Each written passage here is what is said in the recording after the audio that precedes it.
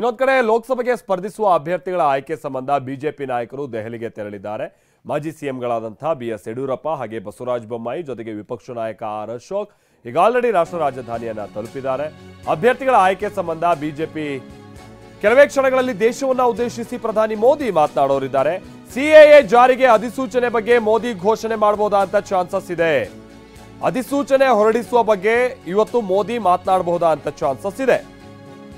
ಪೌರತ್ವ ತಿದ್ದುಪಡಿ ಕಾಯ್ದೆಯನ್ನ ದೇಶದಾದ್ಯಂತ ಜಾರಿಗೆ ತರುವಂತ ನಿಟ್ಟಿನಲ್ಲಿ ಕೇಂದ್ರ ಸರ್ಕಾರ ಸಿದ್ಧತೆಯನ್ನ ಮಾಡ್ಕೊಳ್ತಾ ಇದೆ ಅನ್ನುವಂಥದ್ದು ಮೊನ್ನೆಯಿಂದ ನಾವು ಗಮನಿಸಿದಂತಹ ಸಂಗತಿಯಾಗಿತ್ತು. ಸೊ ಈಗ ಅಧಿಸೂಚನೆ ಹೊರಡಿಸುವ ಬಗ್ಗೆ ಮೋದಿ ಇವತ್ತು ದೇಶವನ್ನ ಉದ್ದೇಶಿಸಿ ಮಾತನಾಡುವಂತ ಚಾನ್ಸಸ್ ಇದೆ. ಸಿಎಎ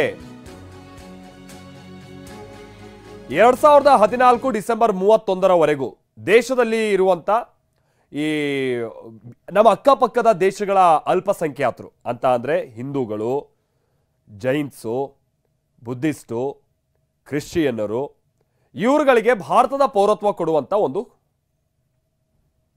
ನಿರ್ಧಾರ ಸರ್ಕಾರ ತೆಗೆದುಕೊಂಡಿರುವಂತ ನಿರ್ಧಾರ. ಅದಕ್ಕೆ ಸಂಬಂಧಪಟ್ಟ ಹಾಗೆ ಕಾಯ್ದೆಯನ್ನ ತಿದ್ದುಪಡಿ ಮಾಡಲಾಗಿತ್ತು ಕೂಡ.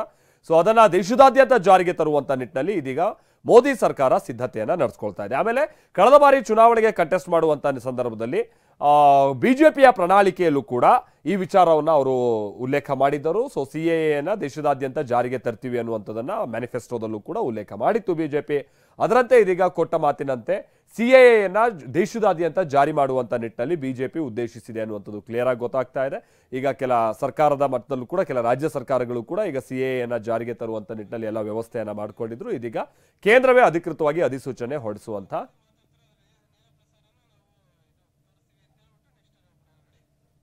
ಹೀಗೆ ದೇಶದಾದ್ಯಂತ ಈಗ ಜಾರಿಗೆ ತರುವಂತ ಪ್ರಯತ್ನವನ್ನ ಪ್ರಧಾನಿ ಮಾಡ್ತಾ ಇದ್ದಾರೆ ಅಥವಾ ಬಿಜೆಪಿ ನೇತೃತ್ವದ ಕೇಂದ್ರ ಸರ್ಕಾರ ಮಾಡ್ತಾ ಇದೆ.